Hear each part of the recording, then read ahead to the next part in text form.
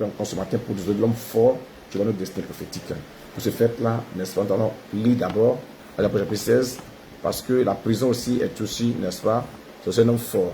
À l'Apôtre chapitre 16, à partir du verset 25. Vers le milieu de la nuit, Paul et Silas priaient et chantaient les louanges de Dieu, et les prisonniers les entendaient. Tout à coup, il se fit un grand tremblement de terre, en sorte que les fondements de la prison furent ébranlés. Au même instant, tous les portes s'ouvrirent, les liens de tous les prisonniers furent rompus. Alléluia. Le geôlier se réveilla et lorsqu'il vit les portes de la prison ouvertes, il tira son épée et allait se tuer pendant que les prisonniers s'étaient enfuis. Mais Paul craint une voix forte, ne te fais point de mal, nous sommes tous ici. Alors le geôlier ayant demandé de la lumière, entra précisément et se jeta tout tremblant au pied de Paul et de Silas. Les vieux sortit et dit, Seigneur, que faut-il que je fasse pour être sauvé? Paul et Silas répondit, conseil Jésus-Christ soit sur toi et ta famille. Il annonçait la parole du Seigneur ainsi qu'à tous ceux qui étaient dans sa maison. Il est pris avec lui à cette nuit même de la nuit. Il avait les pieds, eux aussi, il fut baptisé, lui et tous les siens. Il les a conduits dans son logement, il les servit à manger, il se réjouit avec toute sa famille, ce qu'il avait cru en Dieu. Dis-moi Amen. Donc ici, l'homme fort, ici, c'est qui? L'homme fort, c'est la prison dans laquelle on a mis. Donc l'homme fort, c'est cette prison spirituelle dans laquelle Paul et Silas étaient enfermés au milieu de la nuit, s'il est à minuit. Mais la Bible déclare que Paul et Silas n'étaient pas inquiets. Au contraire, ils louaient Dieu.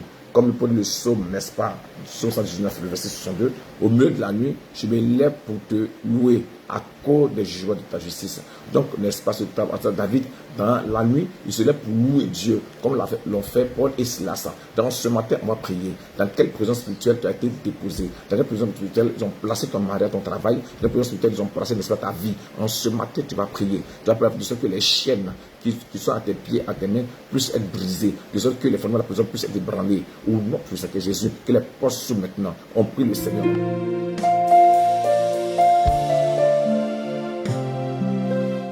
Puissant que Jésus, tu es libéré, tu vas être libéré, tu vas être libéré. Au nom puissant que Jésus, au nom puissant que Jésus, merci Père de l'univers, te rendre grâce, au nom puissant que Jésus.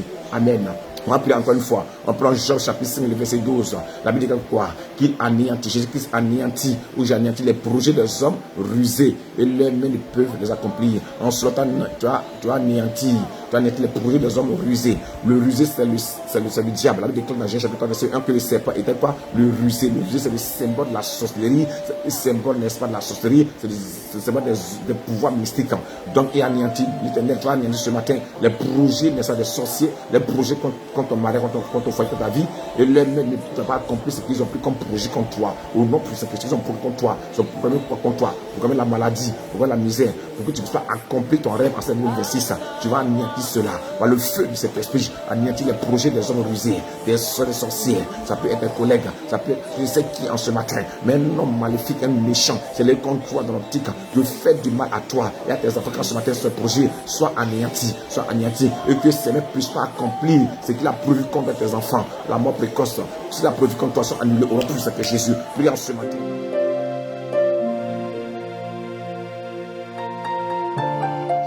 Dis-moi Amen 5 fois, tu reçois au nom puissant que Jésus. Merci Père, de le grand puissant que Jésus. On va attaquer ce second test, Jean chapitre 32, verset 22. Jacob se leva la même nuit, prit ses 2 femmes, ses 2 servantes, ses 11 enfants et passa le gué de Jabok. Il les prit, leur fit passer le torrent et le fit passer à tout ce qui lui appartenait. Jacob demeura seul dans la nuit, il demeura seul. En ce matin, tu demeures seul en ce matin. Parce qu'il y a un combat, il n'y a pas de distraction. On est seul là. Jacob demeura seul parce que le fatiguait. Il y avait un homme fort qui fatiguait sa destinée prophétique et Jacob était déterminé dans cette nuit-là. Il avait passé tout le monde devant, sa femme, ses enfants. Mais il est resté seul parce qu'il avait une destinée accomplie. Il avait un rêve accompli. En ce matin, ton rêve va s'accomplir au nom puissant que Jésus. Le verset 24, Jacob demeura seul. Alors un homme lutta avec lui jusqu'au lever de l'aurore. Autrement dit, depuis 1000 jusqu'à matin, Jacob était en prière. Autrement dit, il était persévérant. Il était persévérant. Par la Bible dit qu'à tes résultats, on peut le succès. Il était persévérant. Il voulait que sa destinée change, comme Jésus-Christ a prié, de minuit jusqu'à 2 du matin. Donc Jacob était dans la prière jusqu'à l'aurore. Voyant qu'il ne pouvait le vaincre, ce temps le frappe à la moitié de la hanche. Tu peux être fatigué, tu peux être essoufflé, mais demeure dans la prière. Et la moitié de la hanche de Jacob se démit pendant qu'il luttait avec lui. Il priait malgré qu'il était fatigué, malgré que ça faisait mal, mais il priait parce qu'il avait un rêve accompli, il avait une vision accomplie, il avait un destin accompli. accompli. Il était révolté sa situation. Comment ce matin tu es révolté? Il dit, laisse-moi aller quand le roi se lève. Et Jacob répondit, je te laisse point aller que tu m'aies béni. Dis à l'ange ce matin, je ne vais pas te laisser aller tant que tu ne me bénis pas. Dis à l'ange ce matin, parle à l'ange. Le même ange qui a béni Jacob va te bénir en ce matin. Il est là en ce matin, l'ange. Parle à l'ange. Tu vas me bénir en ce matin, sinon tu ne partiras pas. Tu vas me bénir aujourd'hui même, sinon tu ne partiras pas. Je parle à l'ange de la bénédiction, l'ange de ce programme. Je te parle, tu dois me bénir. Tu dois me bénir, car c'est l'heure. Je suis programmé, je suis localisé, je suis positionné. Au nom puissant de Jésus, enfant de Dieu, je vois comment tu es positionné pour la gloire, pour recevoir la gloire en ce matin comme Jacob. Parle à l'ange, parle à l'ange. Je serai parti, je serai point aller tant que tu ne bénis pas. Oh non de Jésus, au nom de Jésus, cela se passe. Nous sommes dans un temps prophétique, enfant de Dieu, et je vois la main de mon Jésus qui s'appelle agir maintenant, au nom de Jésus. Verset 27, il lui dit, quel est ton nom? Il répondit, Jacob. Dis ton nom à l'ange en ce matin.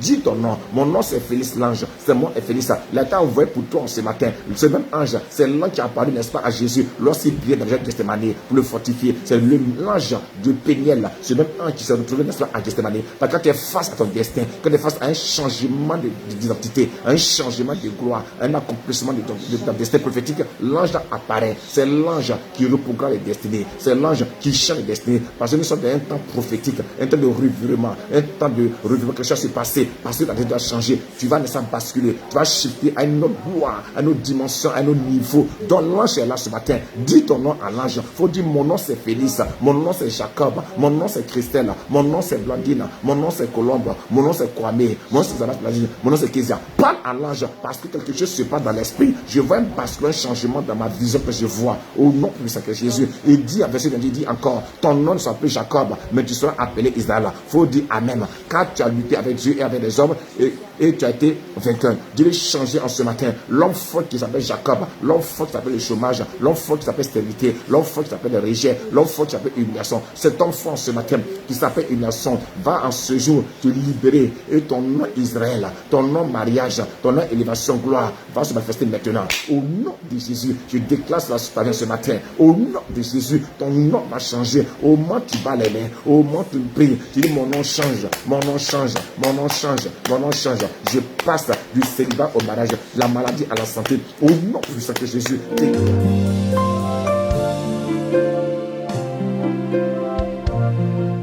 Que Jésus. Dis-moi, mais 5 fois tu reçois le nom plus que Jésus. C'est un temps de combat spirituel.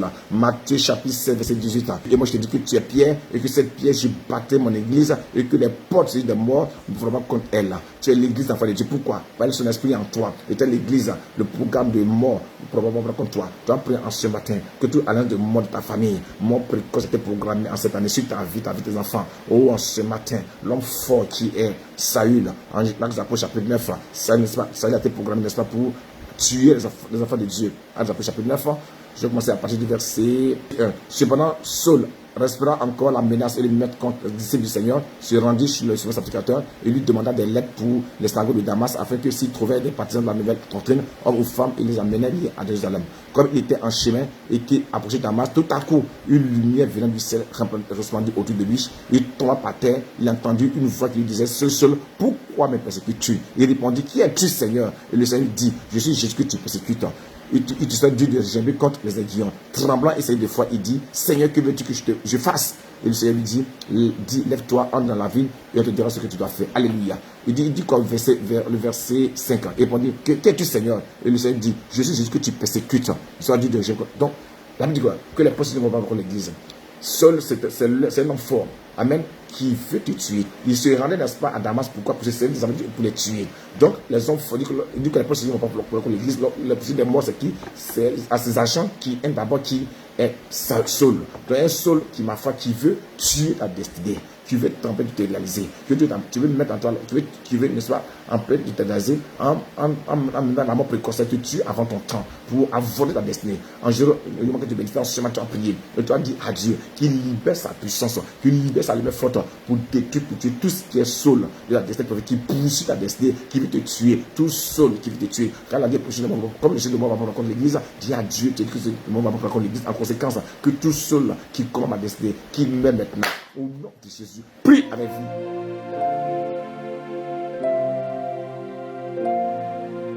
Amen. Jérémie 17, verset 11. Comme une pelée qui couvre des yeux, qu'elle n'a point pondu, tel est celui qui acquiert des richesses injustement. Au milieu de ses jours, il doit les quitter et à la fin, il n'est qu'un insensé. Tu vas prier en ce matin. À dire quelque quoi? Que cette personne, c'est le symbole de l'homme fort qui, n'est-ce pas, qui s'approprie, n'est-ce pas, de tes richesses injustement. Et la Bible dit qu'au milieu de ses jours, il doit les quitter. En cette nuit, que cet homme fort qui a pris ta bénédiction, qu'il les libère maintenant pour ce que Jésus. Il les libère, qui a pris ta sang, ton mariage, qu'il les quitte maintenant, qu'il les libère maintenant. Envoie le feu, et que l'homme fort la libère ta bénédiction. En ce matin, il doit quitter des richesses, les richesses qu'il s'est appropriées, qu'il a saisies. Quand ce matin, l'homme fort, la mère, ton père, ta mère, le sol, la sorcière qui a pris ta bénédiction, lui, il a pris injustement, il n'a rien fait. En ce matin, qu'il les libère maintenant. Parle à Dieu.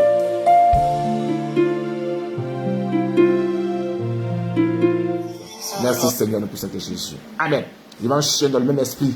Isaïe 47, verset 1. Descends et assieds-toi dans la poussière, vierge fille de Babylone. Assieds-toi à terre, sans trône, fille des Chaldéens. On ne t'appellera plus délicate et voluptueuse. Alléluia. Qui a assis ton trône? J'enchaîne en même temps avec ça maintenant. Ton trône est pris. Dans le même esprit que ce qu'on vient de dire. Quelqu'un a assis ton trône. On est sur la vierge, toi. Descends et assieds-toi. Assieds-toi dans la poussière. Donc, tu as parlé à cette vierge qui est la sirène des eaux, qui est Mami Ouata, à cette vierge qui est le sorcier, la sorcière, à cette vierge qui est ton. Tu sais qui quelqu'un qui est assis sur ton trône. Tu sais que ce trône-là t'appartient. Tu sais que tu as. Où tu es, c'est pas ça. Quelqu'un assis ton trône, quelqu'un assis. Cette vierge est assise ce matin. Tu as le commander de descendre, tu as par terre. Par terre.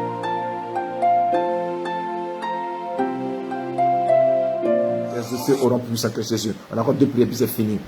Psaume 56, à partir du verset 6, ils complotent, ils épient, ils observent mes traces parce qu'ils en veulent à ma vie. Tu as prié en ce matin de nom puissant que Jésus. Tu as parlé aux hommes forts qui complotent contre toi, qui t'épient et qui observent tes traces. Quand ce matin, que le complot échoue au nom puissant que Jésus. Que l'Éternel efface tes pas, cache tes pas dans le sang que Jésus. Tu ne peux pas voir tes pas au nom puissant que Jésus. Dis éternel, que tout agent des ténèbres qui complote contre moi, qui m'épie en ce matin, quand ce matin, le prochain voit l'échec au nom puissant que Jésus. Oh, c'est que ton sang efface mes pas, qu'ils n'aient pas accès à mes pas, au nom de Jésus, au nom de Jésus.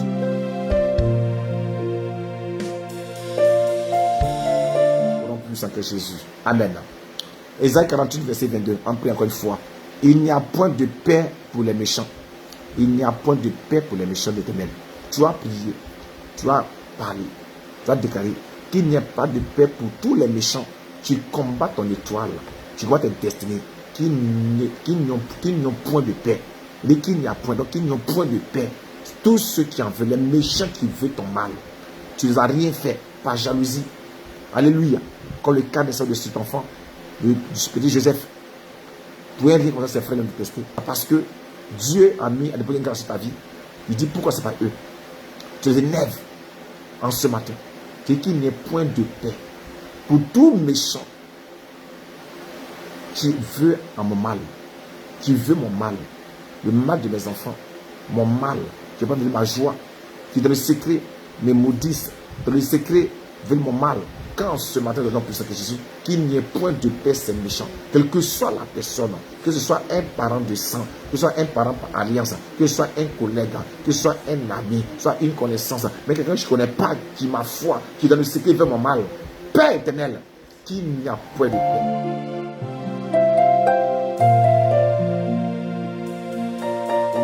Que Jésus. Merci pour les ossements pour que Jésus. La dernière prière, puis c'est fini. Vraiment, Isaïe chapitre 60, verset 11. Tes portes seront toujours ouvertes. Elles ne seront fermées ni jour ni nuit, afin de laisser entrer chez toi les trésors des nations et les rois avec le sud.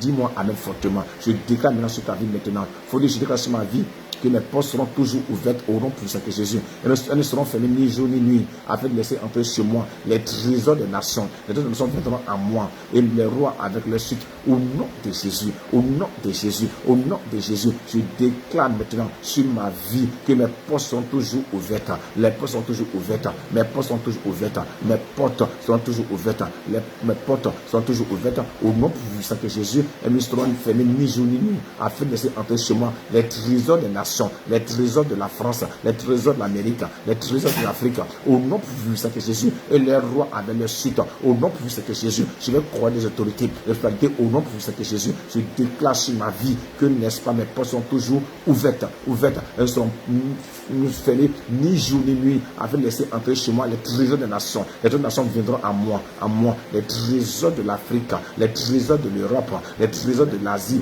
au nom puissant de Jésus, viendront à moi. Que mon Jésus-Christ vous bénisse, que la gloire soit avec vous, et que vous allez être témoin vivant avec Christ, avec votre vie, des âmes puissent être sauvées, avec votre vie, que Christ soit élevé en dignité, au nom puissant de Jésus, que sa paix soit avec vous, que sa joie soit avec vous, au nom puissant de Jésus.